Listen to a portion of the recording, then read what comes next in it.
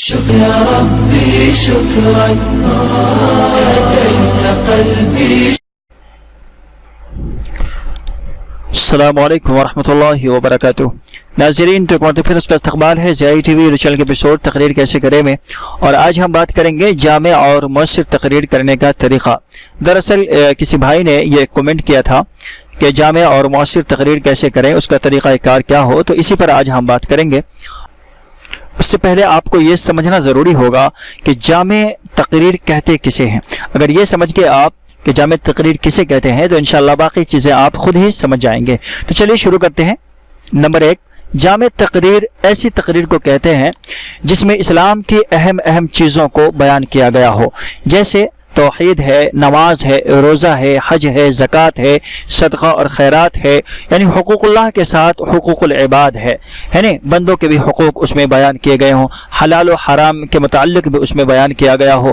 جیسے کہ اس کی ایک مثال اگر میں دوں تو سیدھی سی مثال اس کی آپ رسول اللہ صلی اللہ علیہ وسلم کا وہ عظیم الشان خطبہ جس کو ہم خطبہ حجۃ الوداع کہتے ہیں، اس کو آپ پڑھیں گے تو اس کے اندر آپ دیکھیں گے کہ رسول اللہ صلی اللہ علیہ وسلم نے اس کے اندر جا بجا توحید، نماز، روزہ، حج، زکوٰۃ، صدقات اور عورت، بچے، مرد، ان سب کے متعلق رسول اللہ صلی اللہ علیہ وسلم کے احکام آپ کو اس کے اندر دیکھنے کو ملیں گے. اور یہی خطبہ رسول اللہ صلی اللہ علیہ وسلم کا سب سے طویل اور سب سے عظیم الشان خطبہ ہے، جو ایک یادگار خطبہ ہے. ٹھیک ہے، یہ الگ بات ہے کہ رسول اللہ صلی اللہ علیہ وسلم کی ہر بات اور آپ کا ہر خطبہ جامع ہوا کرتا تھا، لیکن یہ ایک مثال سمجھانے کے لیے میں آپ کو سمجھا رہا ہوں کہ رسول اللہ صلی اللہ علیہ وسلم کا خطبہ حجۃ الوداع جب آپ پڑھیں گے اس کے اندر آپ دیکھیں گے کہ بہت ساری چیزیں کم وقت میں بہت ساری چیزوں کو اس میں بیان کیا گیا ہے. نمبر 2، جامع تقریر وہ ہے جو کتاب و سنت کے دلائل سے مزین ہو. جی ہاں، آپ بہت سارے مواد بیان کر رہے ہیں، بہت ساری چیزیں، بہت سارے احکام بیان کر رہے ہیں، لیکن بے دلیل ہو تو یہ بات اثر انداز نہیں ہوتی، سامنے والے کو دلیل کی بھی ضرورت ہوتی ہے. اس لیے ہم جو بھی مسائل احکام بیان کریں اس کے اندر جو ہے کتاب و سنت سے دلائل بھی اخذ کریں، اور وہ تقریر آپ کی کتاب و سنت کے دلائل سے مزین ہو. ٹھیک ہے، تو وہ آپ کی جامع تقریر کہلائے گی اور مؤثر بھی ہوگی، اثر انداز بھی ہوگی انشاءاللہ سامعین پر، چونکہ آپ کے پاس دلائل بھی ہیں، براہین بھی ہیں. بہرحال تو یہ دوسری چیز ہے کہ کتاب و سنت کے دلائل سے وہ تقریر آپ کی مزین ہو، آراستہ ہو. نمبر 3، جامع تقریر وہ ہے جس کے اندر مثبت اور منفی دونوں پہلو کو بیان کیا گیا ہو. جامع تقریر جس کے اندر مثبت اور منفی دونوں پہلو کو ایسا نہیں کہ آپ نے صرف حلال کے متعلق بیان کیا، حرام کا پہلو چھوڑ دیا. آپ نے صرف جو ہے پوزیٹیو چیزوں کو بیان کیا، نیگیٹو چیزوں کو چھوڑ دیا. یعنی آپ نے توحید کو متعلق جو بیان کیا لیکن آپ نے شرک کیا ہے وہ بتلایا ہی نہیں ہے نا.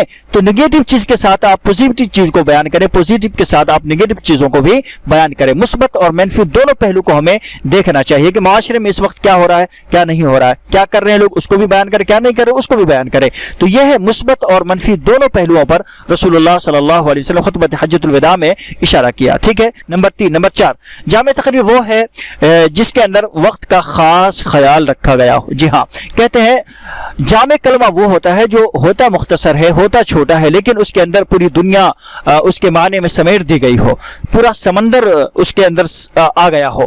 تو ایسا خطبہ جس کے اندر وقت کا خاص خیال رکھا ہو، کم وقت لیا گیا ہو، باتیں بہت زیادہ کہی گئی ہوں، اور بہت سارے عناوین کو اس کے اندر سمیٹا گیا ہو، بہت ساری چیزوں کو، بہت سارے احکام کو اس کے اندر بیان کیا گیا ہو. تو یہ نمبر 4 ہے، وقت کا خاص خیال رکھا گیا ہو، کم وقت میں بہت ساری چیزوں کو بیان کیا گیا ہو، یہ جامع تقریر ہوا کرتی ہے. نمبر 5، جامع تقریر وہ ہے جس کے اندر مثبت انداز اپنایا گیا ہو. ایسا نہ ہو کہ آپ جو ساری چیزیں آپ کی اچھی ہیں لیکن انداز آپ کا اچھا نہیں ہے، آپ کسی فرد واحد کو نشانہ بنا رہے ہیں، اس پر لان تان کر اس کو برا بھلا کہہ رہے ہیں، یا پھر آپ کے بیان کرنے کا انداز ہی صحیح نہیں، آپ کے دلائل بھی ٹھیک ہیں، آپ کی تقریر بھی ٹھیک ہے، آپ کو احکام بھی بہت اچھے بیان کر رہے ہیں، لیکن آپ کے بیان کرنے کا انداز صحیح نہیں ہے، آپ کے سامعین سے مخاطب ہونے کا طریقہ صحیح نہیں ہے. تو مثبت انداز کا بھی ہونا، لوگوں کو اللہ کی طرف دعوت دینا، اس کا انداز بھی اچھا ہونا چاہیے، مثبت انداز ہونا چاہیے، اچھا انداز ہونا چاہیے، احسن انداز ہونا چاہیے. تو یہ 5 چیزیں ہیں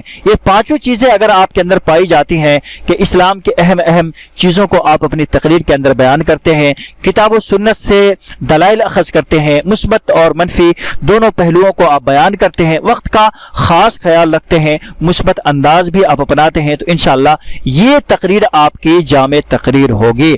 اور جب آپ کی تقریر جامع ہوگی تو انشاءاللہ مؤثر بھی ہوگی، اور وہی جامع تقریر لوگوں کے دلوں پر اثر انداز بھی ہوتی ہے۔ ملتے ہیں ناظرین ایک نئی ویڈیو کے ساتھ۔ اگر ویڈیو پسند آئی تو ویڈیو کو لائک کر دیں، اور چینل پر نئے ہیں تو چینل کو سبسکرائب کر لیں۔ السلام علیکم ورحمۃ اللہ وبرکاتہ۔